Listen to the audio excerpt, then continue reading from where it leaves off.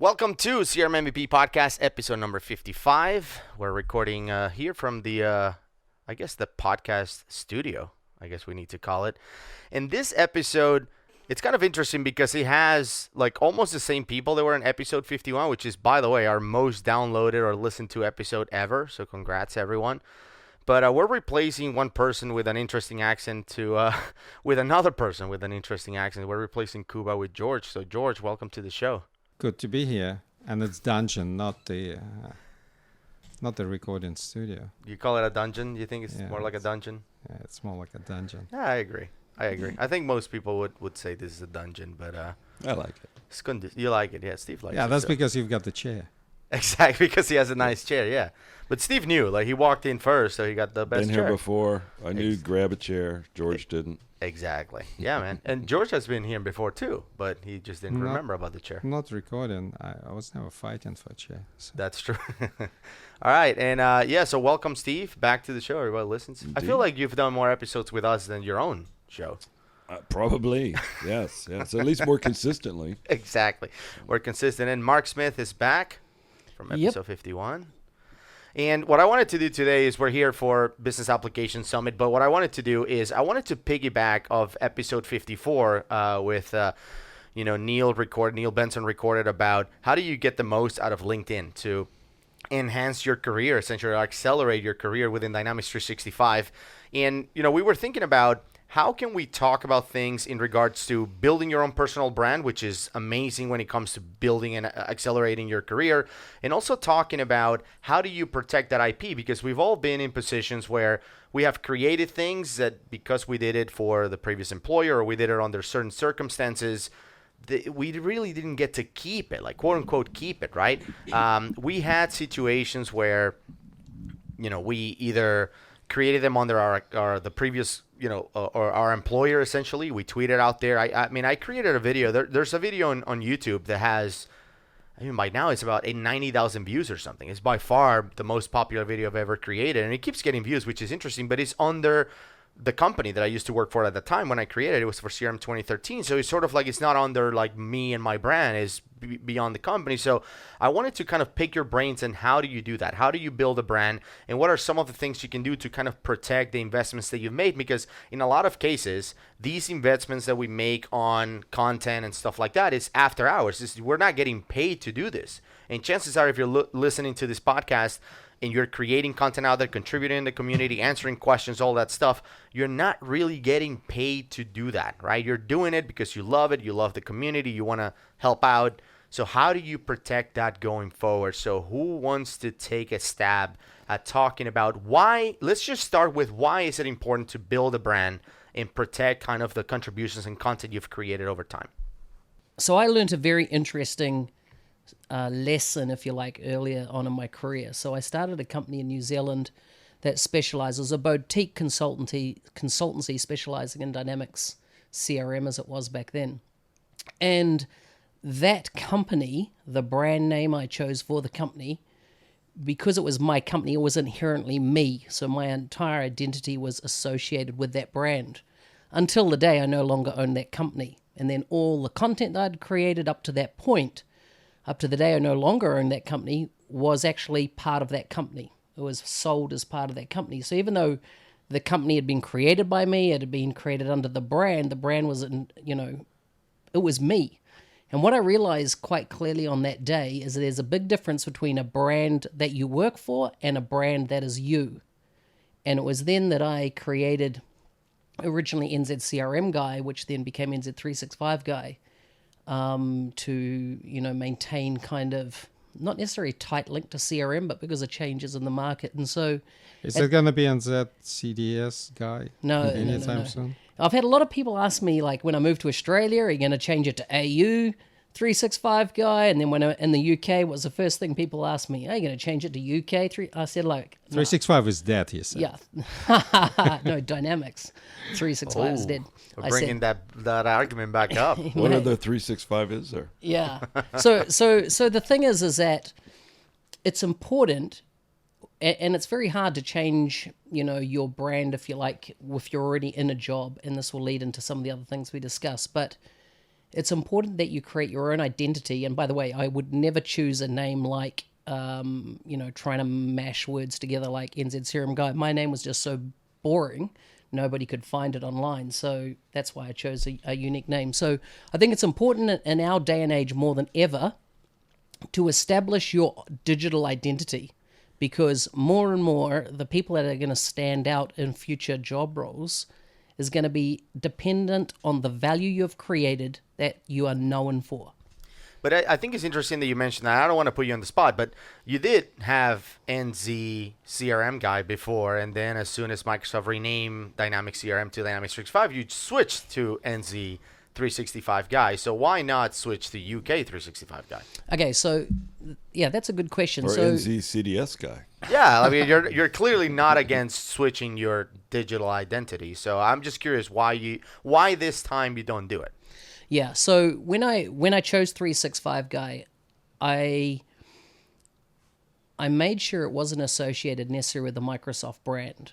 So I rationalized to myself that 365, yes, Dynamics had became, known as 365, but there was also Office 365. There's 365 days in the year, and people would stop calling me NZ Crumb Guy, which is what they called me up to that point, right?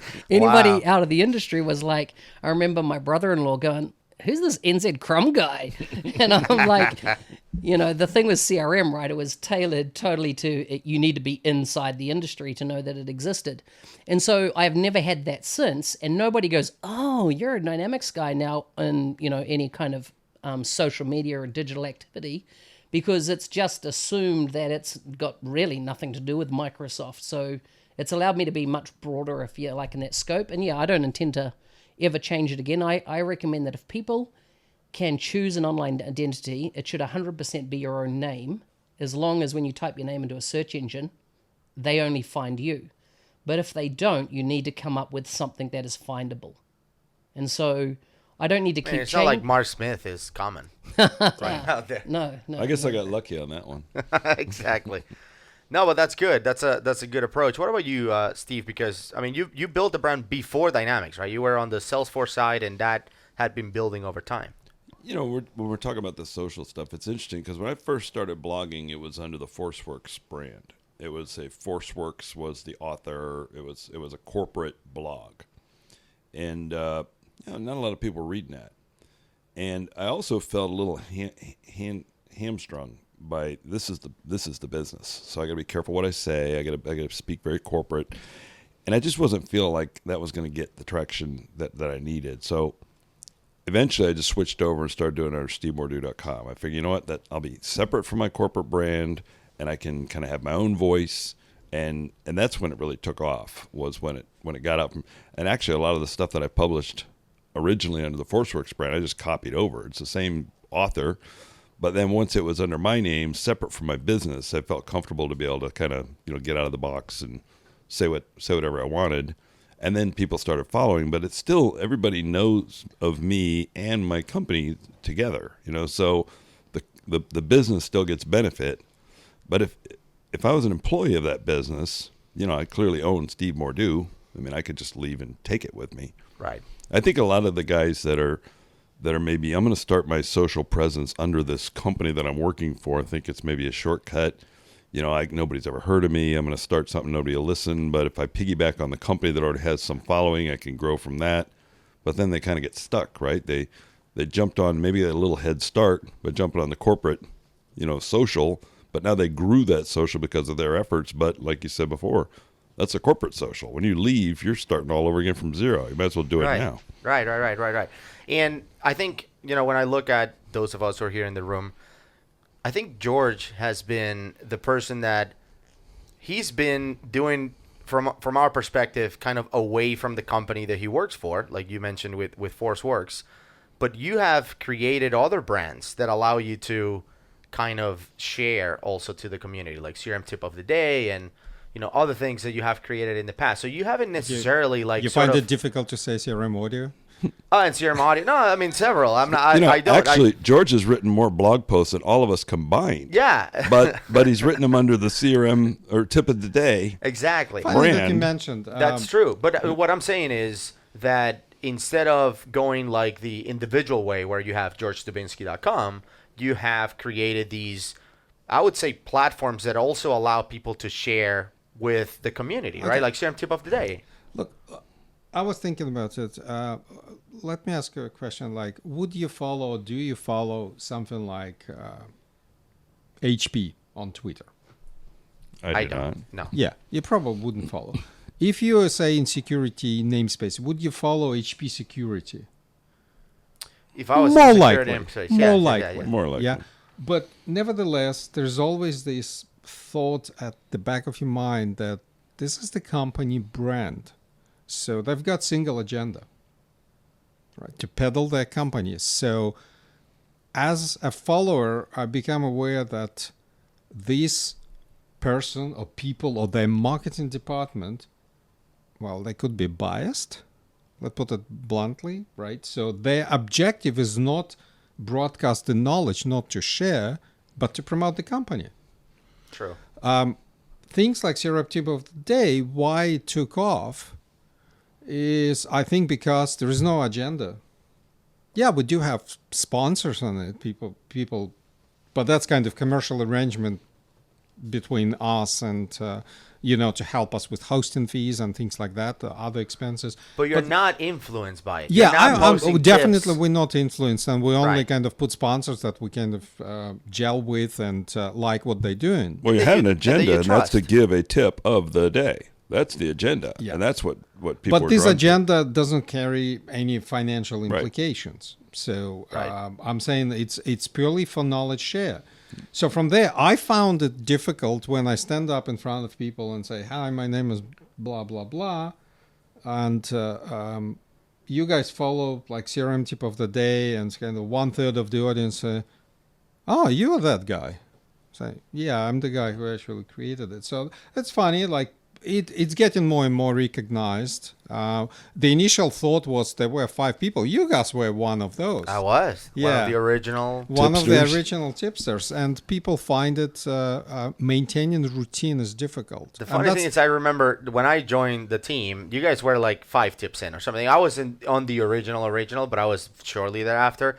And I remember you mentioned, like, give me something interesting about you or something. And I think I said, like, I've played multiple sports throughout my life, like water polo and rugby, and you posted, like, Gus practice synchronized swim or something like that. Like, you completely, I'm like, dude, that's so different than water polo. What's And it was that? there. Like, it's probably still there on the website. Like, Is that why you left? that's why I stopped posting.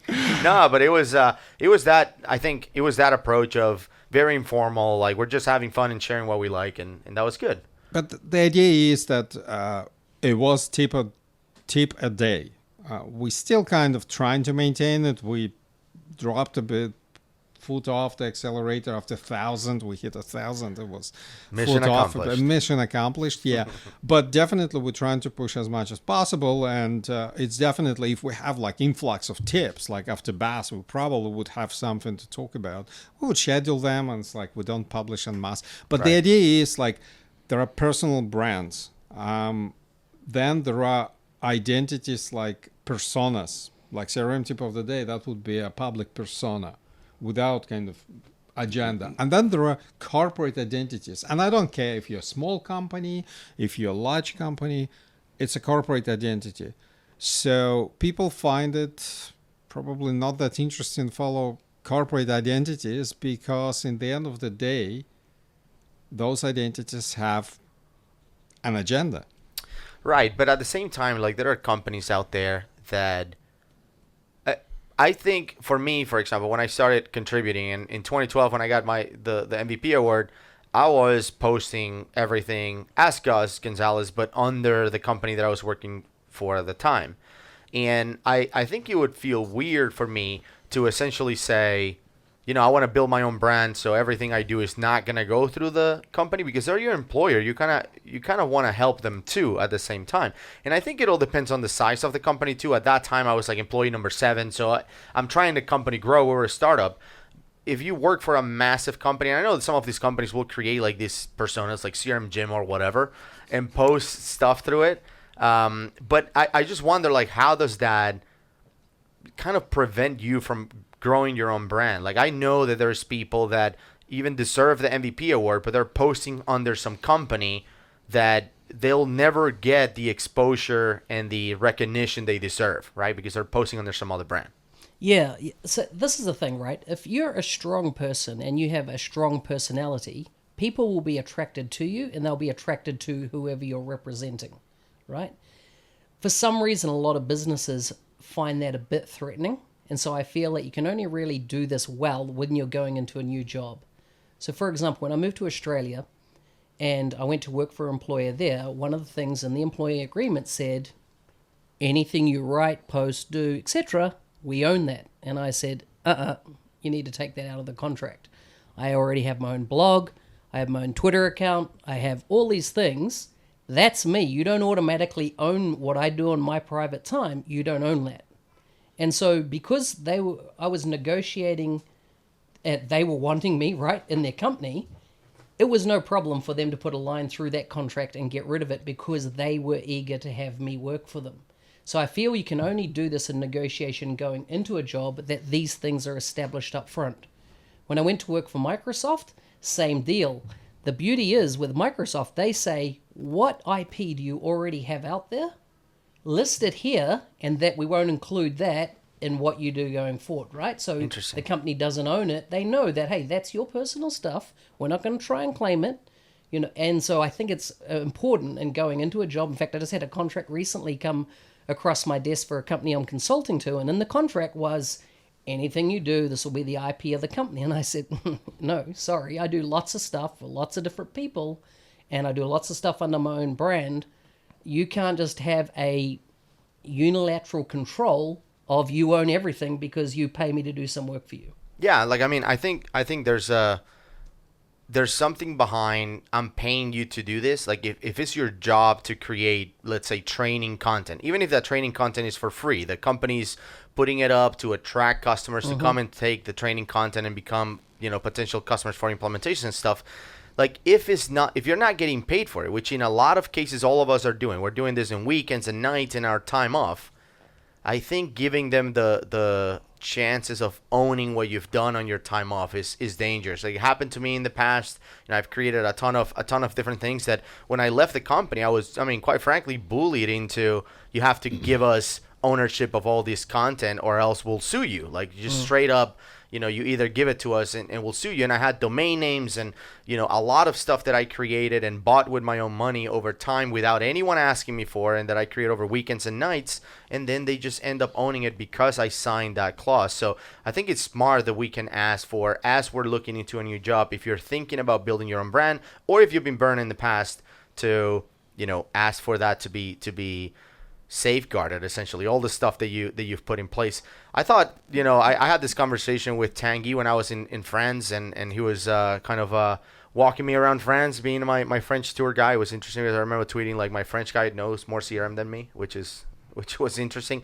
Tanguy told me that one of the things that he really took seriously was to protect XRM Toolbox. He never wanted any employer ever to have a right to own that, because he thought that was owned by the community. It wasn't even owned by him. He saw it as, this is owned by the Dynamics community globally, so he protected that. So what can people do in addition to, well, I would say it this way. What can people do if you're already working for an employer, but you want to build your brand? You want to maybe become an MVP someday. How can you address that with your employer and not have the risk of them essentially taking everything away? One of the things that I know we've all seen out there are these big corporate blogs where the posters, people that are writing the posts, the author is, some employee who wrote this post, right? We see it on Microsoft blogs, we see it on corporate blogs, and in some of these businesses, it's almost like a requirement. You have to be, you're one of our people that's going to be blogging stuff out there, and that clearly is owned by the company. I don't care who wrote that post. You did it as part of your job. You posted it on the corporate blog. Corporate owns that. I don't know that prevents you from then having your own blog. I mean, obviously, no point in writing the same thing. You already wrote it. But I think a lot of people just kind of, as I said earlier, just kind of hang their hat on that. That already has a following. I'll get known. Maybe you'll get a little bit known, and then you can use that to kind of jump off to something else. One of the things that I found that was interesting when I moved the blog from the business to myself and started just writing as myself, whenever I would mention in a blog post my business, I would get all this heat from people. Like, oh, you're trying to sell your stuff. I don't listen to you to listen to you sell your stuff, because I was talking about all this stuff, and maybe some mention, oh, by the way, our Rapid Start or whatever it would be. I always get this flack from people about that. And I remember thinking to myself, well, I still do, is I don't owe you anything. I'm writing. You follow, you don't. I don't care if you follow me or not. I'm going to write what I'm going to write. If you like it, you like it. But I owe you nothing when I'm writing. Myself and posting it. I don't owe you. I think you bend on it a bit when you say, I don't care if you follow me or not. But I owe them nothing. But you write and say you owe your audience nothing. Yeah, if you don't like that I drop mention of my company every fifth post in one paragraph, don't listen, don't follow, But I don't owe you anything. Don't give me heat about it. Right. It's free stuff. Yeah, it's free stuff, and it's a free society. Don't listen if you don't want to listen to me every now and then drop something. But that was an interesting. It was interesting. One of the guys I admire and follow, Scott Hanselman, right? He did have these few altercations with the various people when he posts something like political view. He expresses something like. That or something just in general about movies or what's not, and people kind of lash out and say, I follow your blog for technical things and so his position was, you follow a person and I'm a person. If you don't like me as a whole, feel free to leave. I owe you nothing. So that's important when you build in a personal brand. So far we established like 3 types of brands. There is a corporate brand, right?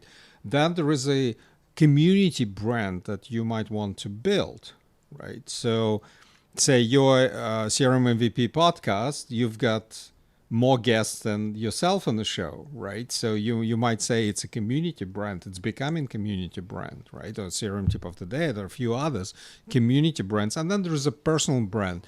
And I think from personal perspective,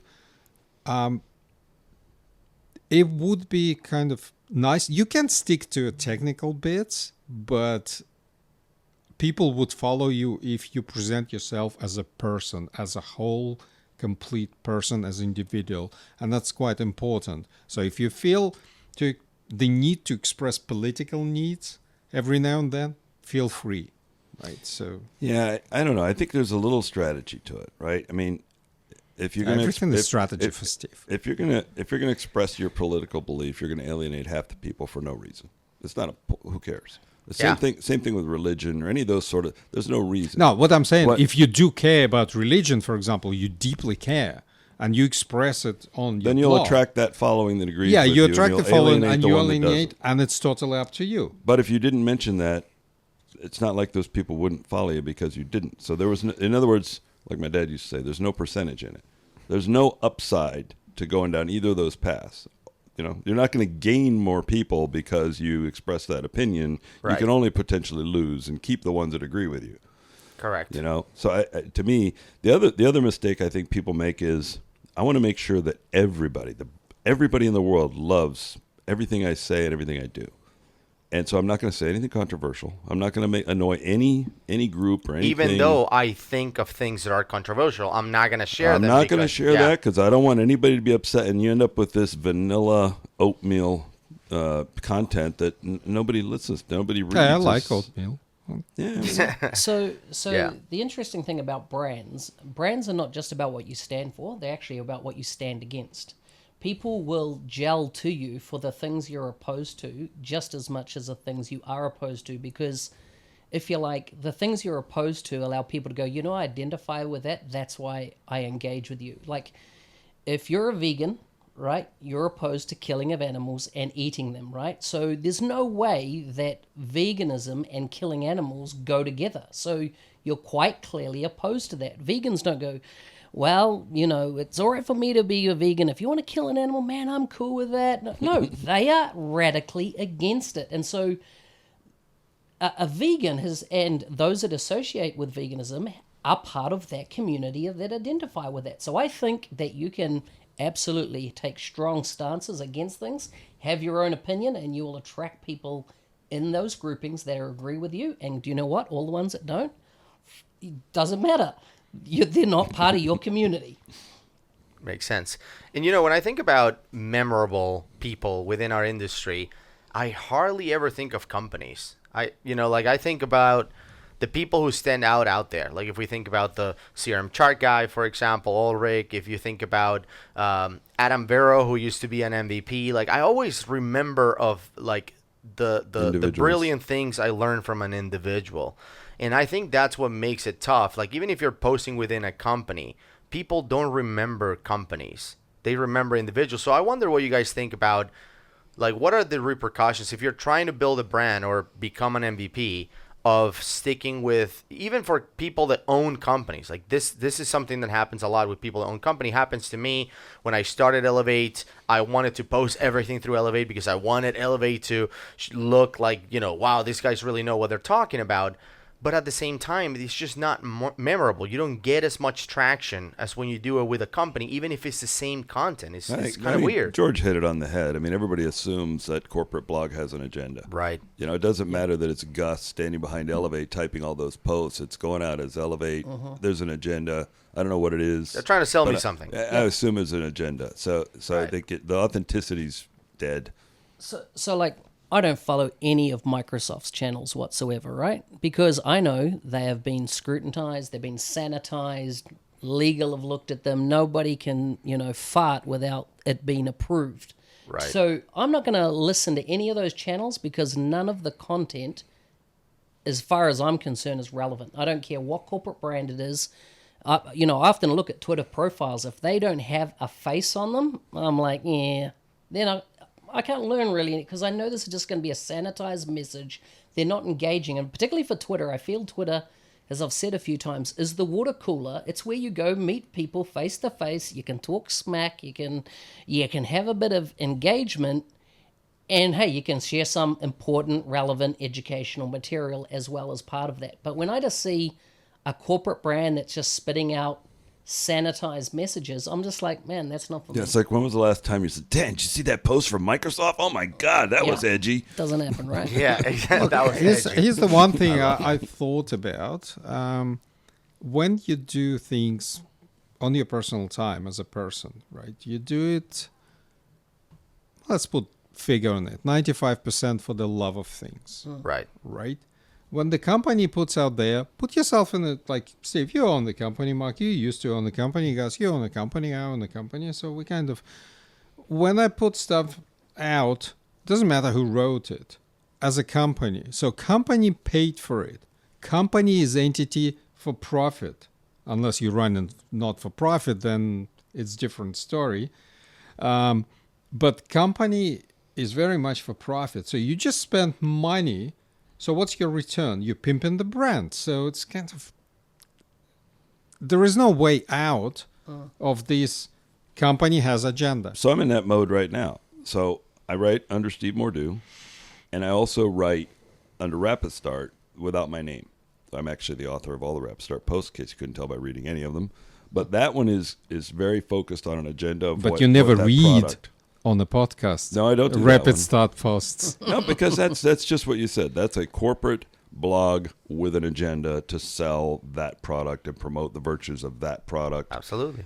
And you can't really mix the two. That's the challenge. So Look, it's doing I that don't job. mind. I actually do follow few corporate blogs, right, who created a product that I use. And I follow that not to get a generic knowledge or whatever, but to get news about a product. Like, for example, I follow TechSmith because they post like videos and stuff like this. We'll use Snagit, we'll use Camtasia, and everyone loves it, right? So I follow their blog and I think Twitter account as well, just to get the knowledge if Tips. they posted something cool about their product. And to find out when new versions are coming. Because we're yeah, like, oh, so we gotta effectively, upgrade. I follow not the corporation, but their product.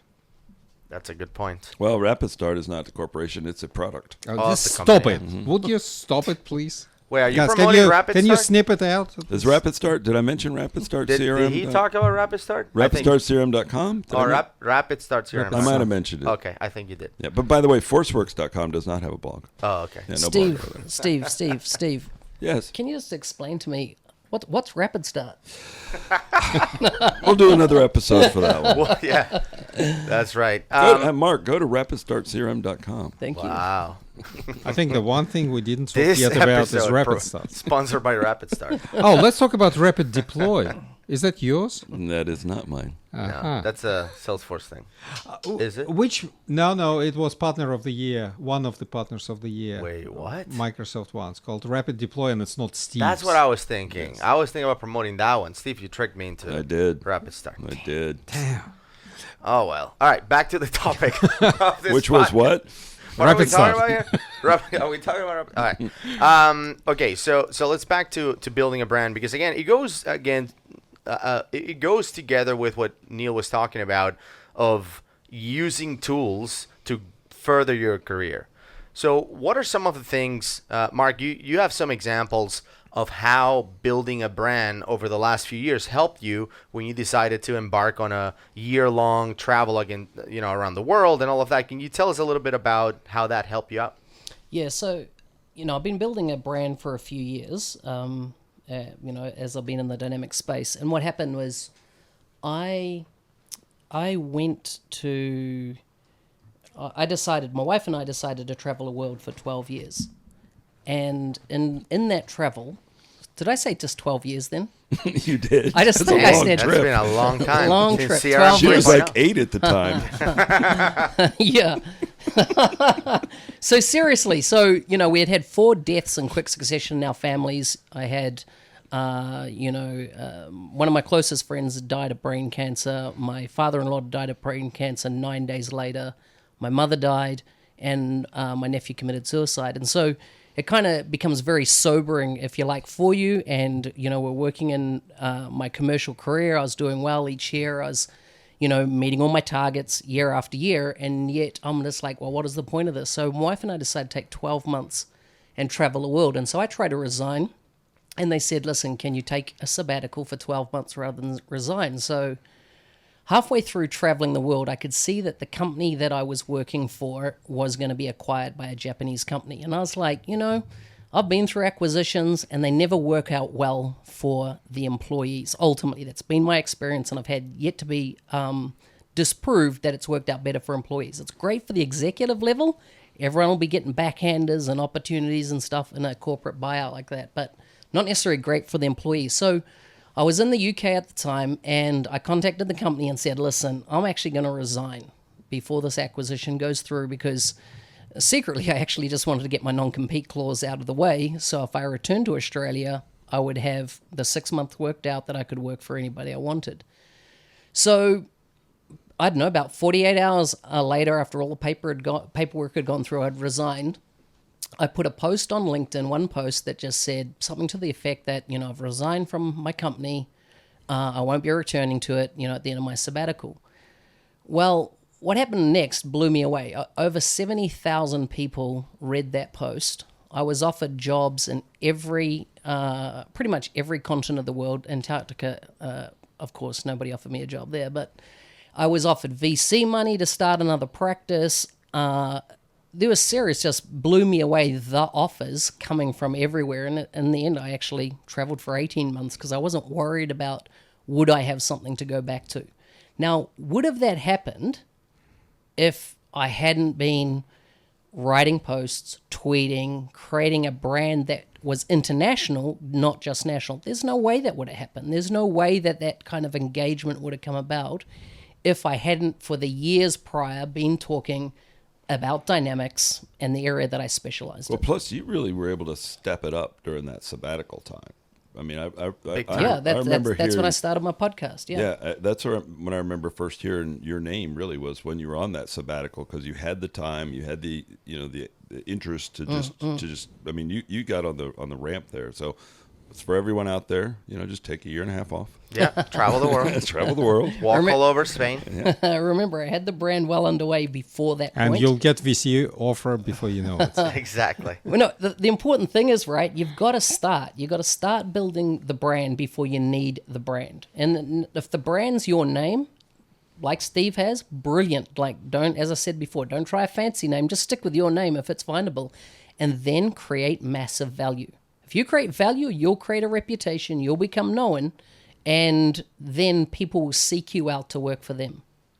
Yeah, and you mentioned something interesting earlier today about negotiating that as part of your contract with your company. And then we started talking about how most people, when they negotiate a contract, they are only thinking about salary. They're not thinking about anything else. And you had some ideas. So for people listening to this, they might be like, you know what, my employee, I'm just sick of my employer and, CRM Jim, and I'm going to make a move somewhere else.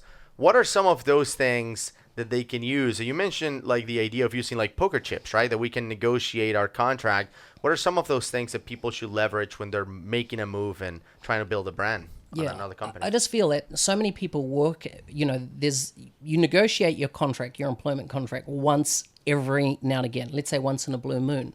And most people haven't developed the art or the skills of negotiation. So the employer puts a contract in front of them, they're all eager to get the new job, and they just accept it. They don't look at it and go, the salary they're offering me, is this what I am worth? And I was, in fact, years ago, before I even got into Dynamics, I remember taking some staff aside and said, listen, if you're wanting to pay rise, the hardest thing is for your manager to come up with what they should pay you. So I said, you need to make it really simple for that manager to make a decision. So go out, research current job listings and the type of roles for the skill set, for the time experience that you have, and bring 3 to 5 ads showing this is what somebody in your role doing with your skill set are doing. And I said, when you give that to the manager, right, it makes it really easy for that manager to justify to their manager that you should get a pay rise because you've got evidence. But when you just go, oh, I need a pay rise, they're going, oh, man, how much is it? Man, do I want to lose them? Or, no, we've got a freeze on. There's no pay rises at the moment. So you get disgruntled, you walk away. I need a raise. I got a baby coming. Who cares about that? Yeah. Well, no, it puts a manager in a tough situation. You're right. Exactly. So I say, listen, when you go to negotiate for you in your job role, think of it like poker, right? You get a bunch of chips, and I see so many people, they go with one chip. It's my salary. And they place that on the table, and if the salary is not high enough, they're like, oh, well, do I accept it? You're feeling a bit, now I don't know if I want that role, but you're making it impossible to kind of move forward. If they accept it straight away, well, you're the chump because they probably could have paid more if they accepted your first offer. You haven't created any room. So I say, listen, take 4, 5, 6 chips, keep them in your back pocket. You don't play them all at once, just like in poker. You decide when you're going to pull those out. So they might say, listen, the max we can do is this. And so therefore pull out another chip, and another chip might go, okay, I'd like half a day a week off to invest in learning new things. One thing for sure, Mark never played poker. What, because of the half a chip? Well, half a day. No, I said no, because there are cards involved as well. Yeah. He thinks that it's only chips. It was a green one, and so I got red one. Anyhow, so my metaphor is this. So, in one of my employment contracts, I negotiated that they would send me to 2 international conferences of my choice every year I was employed. Now, when I joined that company, within 12 months, it got acquired by another company. And through that time, I went through 4 managers. Each manager, when a conference came up that I was going to be attending, was like, who approved this? I don't approve this.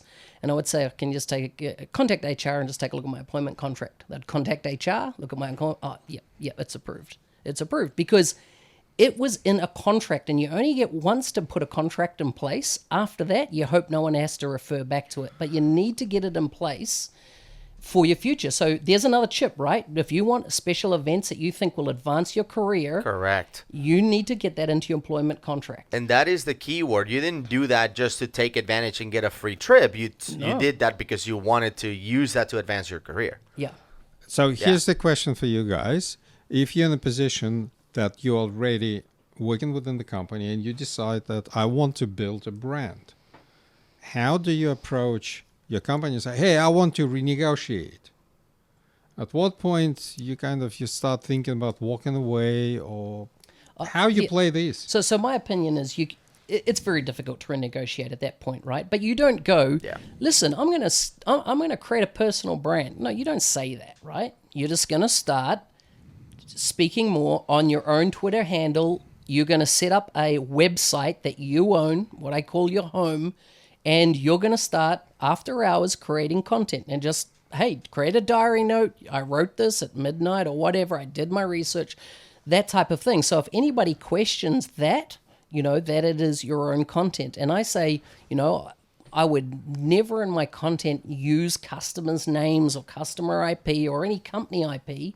I would build that over time. And by the way, also in my employment contracts, I always negotiated that I have my own blog, my own social media accounts, and they are my personal, and that's not IP of the company.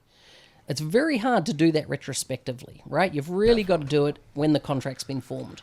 Yeah, Look, especially it's hard if your company managed to sneak in the clause where anything you create belongs to a company. Yeah. That's what happened to me. That's right. It's just really Free tough. time or no free time, it's basically a slavery contract. Like anything you fought at 11 p.m., we own that. So how would that work if Gus, in your scenario, Yeah. what you had done was created a blog called Gus Gonzalez Right. and wrote on that? Would they then have just owned that blog? They could have claimed that, as their property, which is, I think it Might have makes been it harder. something to battle, yeah. So- It makes it harder, for a company to claim GusGonzalez.com or whatever, because it just doesn't. It might not make a lot of sense for them, but products and things you create, like you created 5 tools for the XRM toolbox, they can say, that's ours. So- We're So gonna another own those reason, tools. as Mark said, to get this thing launched as your home base with your personal name somehow. Because as- it makes as part less of sense it. for sure. Yeah. So for a one company of to the get out. things- Protected. One of the Yeah. things I did, I had a lot of staff working for me, and what I did is I sent out to all my staff an email that they could use as a manager sent me this email, therefore here's, my protection. I said, every blog I required all my staff to write blogs on behalf of the company so we could publish every day of the year a new blog post. And what happened, I said, make sure you publish this on your own blog as well, right? You're allowed, anything that you write for the company, you're allowed to put it on your personal blog. That meant that they protected their content, right, was theirs. So if they left the company, because an employer should always be about building the individual, not just for the company benefit, but for the employee's benefit as well, right? Their career is their career. If you're a good employer, I think your job is to make your staff successful as much as you can. And so I always big on, if you write it for the company, you're allowed to post it on your own. I gave them the email, etc., that they then, if anyone queried at a future date, they could say, here's my manager at the time, he approved that this was allowed. Yeah, plus that motivates them to write better content. If I'm being required by corporate, CRM Just Jim, to check a box. I'm just CRM gonna, Jim, you have to write a post every week, and you can't share it anywhere else. It's their own That's IP. right. How motivated am I going to be to write much? I'll do a couple screenshots of some stupid little tool that popped out and check a box on a thing. But what you were doing there, Mark, was actually brilliant, because you were getting the benefit. They were motivated to write good content because they were going to get the benefit from that content as well. It'd be great if more employers did that. The other thing, I suppose, if you're diving into blogging, the one thing I find exceptionally annoying is when people pop up, they do a 1 or 2 solid articles, and then they disappear. Right? They don't have time. They've got baby born, and as you said, Steve, baby is your problem, right? I don't care, right? I don't follow your baby. You owe me. Yeah. You wrote 2 good posts. You owe me more. Yeah, the idea is that pick up something that you're genuinely interested in that you can carry on. Right? Would it be blogging? Would it be podcasting? Create something new. Create something that never been created before. Think of something. I think one of the challenges, tough. and we talked about this earlier too, is everybody suffers from is, okay, I had some really good ideas. I wrote them all, and now I don't have any good ideas. And I don't see anything on the horizon at the moment, or, oh, here's a good idea, but I can't talk about it. And being able to come up with stuff, and especially if you try and fix yourself to a schedule, I think that's probably good, because I know both you guys work towards a schedule. I'm about as random as I get. I mean, I may not write something for 2 months, and I'll write like 5 things in a day. And the same thing with the pods; they're all over the place. There's no schedule at all. But that to me is a struggle. Is what have I got that is compelling enough to write about today, that interests me enough to want to write about it to a point where I think anybody would give a damn, Rapid start? So So You what, can cut all that out, Gus. by the Rapid way. start, yeah. what I've found in that is that ideas come to you actually in the weirdest of times, right? And so you've got to, if you Do we want, really want to know? if you want to get really good at creating content consistently, you've got to capture the idea at the moment that idea strikes, not write the article. So for me, I have a note-taking tool, and I can be on a plane, I can be Rapid note. I can be anywhere type thing, and something will come up, a conversation. Someone will go, I can't find anything. I've been searching for this, and I'm just like, man, I could write a blog on that, or I could get a guest on the show to talk about that. And so I just note it down, and then when it comes time to, I need to do a post, I go through this note tool, and it's always just prefixed with topic, and I go, and I've got 10, 15 topics always ready to go. Now, some of them I feel, someone else will have written a topic in that time that kind of is too close. I'm like, flag it. I won't do it. But nobody has your perspective on anything, right? So your unique way of presenting a topic or an idea could really appeal to other people. So it's nothing that, you get blocked. In fact, George and I, were doing some internal training for Microsoft last year, and people were like, how do you come up with ideas for solutions? And we created 2 ideas for creating ISV products, one for horizontal, one for vertical.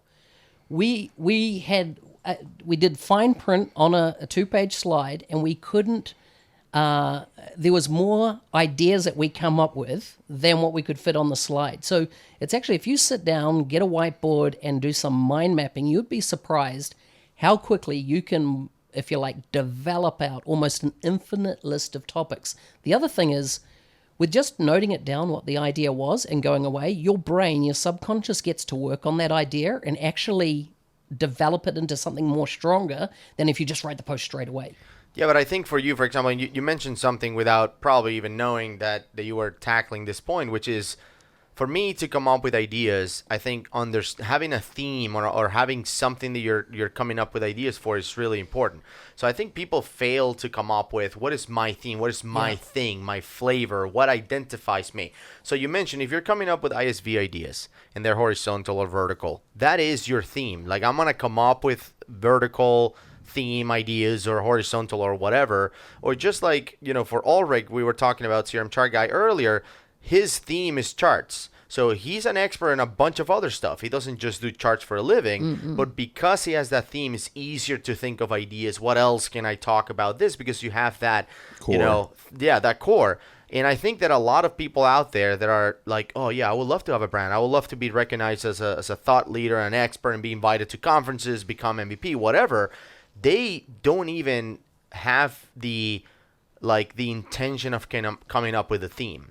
And I think that in some cases, when you don't have a theme, it's just really, really hard to have ideas because you don't know what you're focusing on.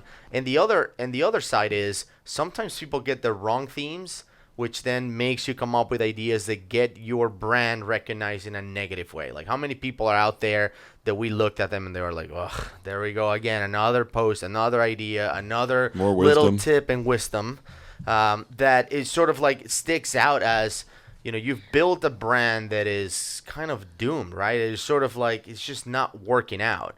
So I think a lot of that theme that you're talking about, though, has to do with the style. I mean, there are people that write technical posts. Right. And they go deep down, and a lot of chart guy stuff are how to build this chart. Not why, or who cares about charts. It's how to build this chart, how to do this feature.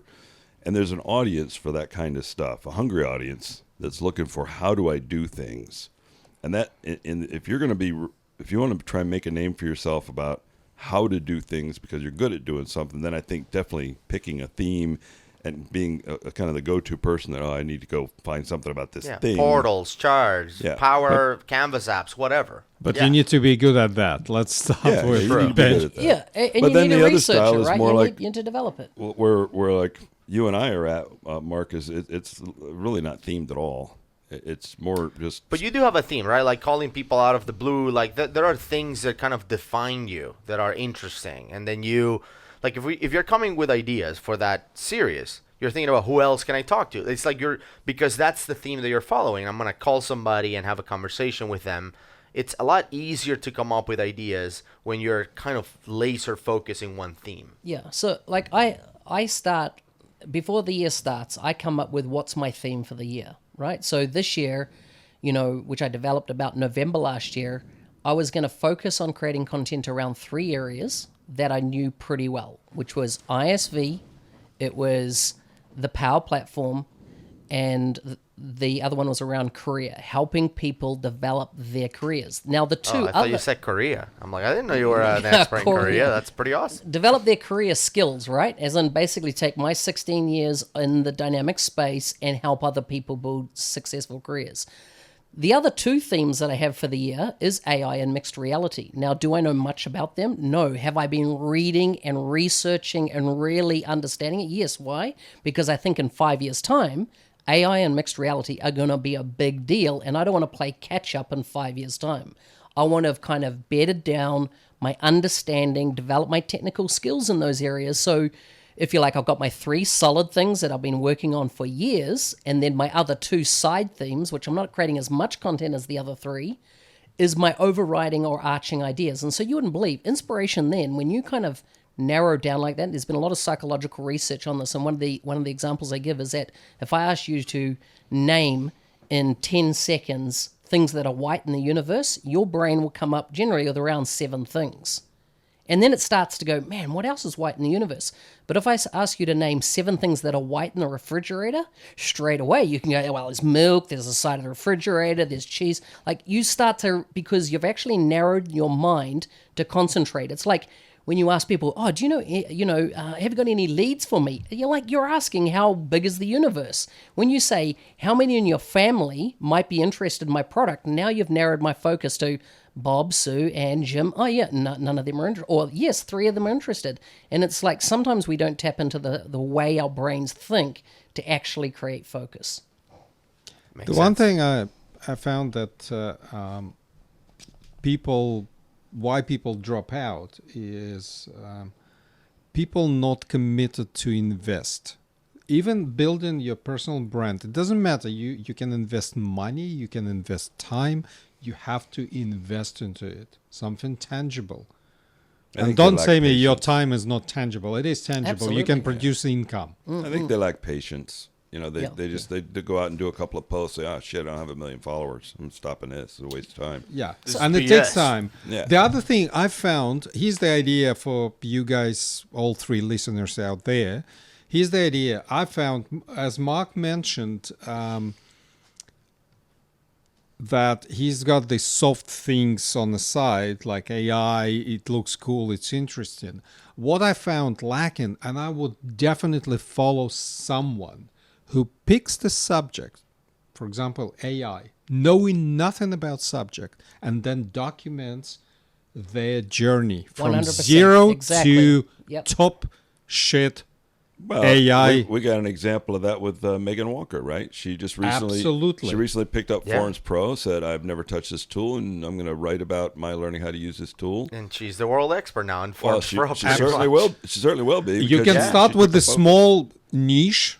There's new products pop up like application insights, AI cards, what's not, omni-channels. Who knows anything about omni-channels? No one does, right? Pick this subject. Become an expert in a very small subject, but document your journey. How you become from knowing nothing, knowing everything there is to know about the subject.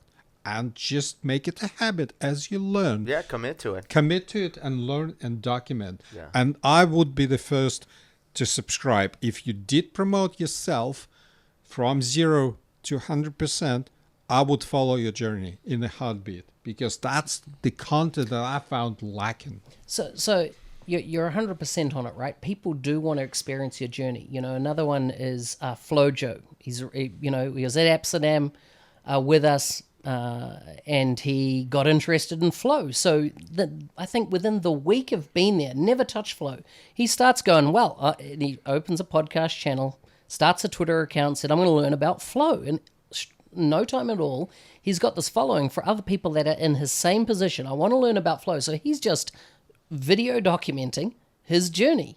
And that, like, he's not saying I'm a flow expert. He's just going, I am learning. The and this is idea what I'm that you learning. have to be an expert before you can have a brand or whatever, it's just doesn't make sense. Don't It's be not ashamed right. of It's not not real. knowing stuff. Yeah, That's yeah. the key point. Correct. So another thing Get over it. you picked up on, George, there is that the sticking at it for the long term, right? Like, I have my themes, that type of thing for my podcasts. Over 8 months ago, I reached out to a lady called Donna Sakar to come on my show, right? Now, she runs the Insider program for Microsoft, has 16.5 million people as part of that Insider program. It took 8 months to get her on the show. If I had given up, even with James Phillips, right? James Phillips, when I first asked him on the show, it was, no. But month after month, I just kept asking him politely, messaging him, that type of thing. Not. Thank you, Steve, for letting that happen. I wasn't stalking him, right, in any way, but what I was doing was showing that I was committed to this to the long term. I don't expect people just to go, yes, you're on. Like, you've got to stick at the game for a long time. You've got to build It was important to you. Yeah. It was important, you know? Okay, so as we wrap up this episode, let's talk about some things people can do to start their brand. Again, in addition to picking up a theme, I think they should start by picking up a theme. And then it doesn't really matter if they're experts or not. It's just going after it, right? And just being passionate about it. But what else can people do in order to get started? So I just want to add on the LinkedIn discussion, right, which we were following on from Neil Benson's, discussion on LinkedIn. I see a lot of people say, I don't connect to people on LinkedIn that I don't know. If people reach out to me, I'm not connecting to them. You imagine if you're at an event and somebody comes up to you and goes to shake your hand and you just turn around and walk away. You don't know them, right? They're coming up to introduce themselves. And this is what we do so much on LinkedIn. Someone says, hey, I'd like to connect you. No, they just turn your back and walk away, right? You wouldn't do it in the physical world, but we do it on LinkedIn because, I didn't. Here's the difference. Now, let me interrupt you because you mix into things. If I receive a post from someone, invitation from someone who put 2 sentences in, hey, George, I follow your stuff here and there. I'd love to connect. Yep, I click connect without knowing the person. If it's, hey, I'd like to connect because they saw me or I'm connected to someone they know and they connect, it would be equivalent someone silently walking to you, shoving their business card into your front pocket and walking away. What are you going to do with that card? Chuck it.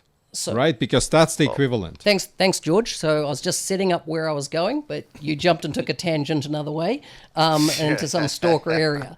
But what I was saying, Malcolm Gladwell released a book called The Tipping Point some years ago. And in that book, he quoted some research. A sociologist called Mark Gravotti did a study on connections. And what they found is that acquaintances, not close friends, will introduce you to more ideas and opportunities statistically than anything else. So it's not friends, not people you know, but it's what's called loose ties. And you would be surprised how acquaintances, like those 70,000 people that followed that post, most of them I have never met, right?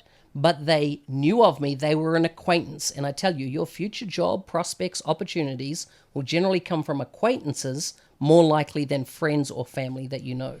Hence why I was saying be open to acquaintances because they could be your, future opportunity. Yeah, I mean, I think I'm open depending on your title. Like, your title matters a lot to me. If you have Dynamics 365 consultant or whatever in your title, I don't have to know you. Like, we're in the game together. Like, I'll connect with you and stuff.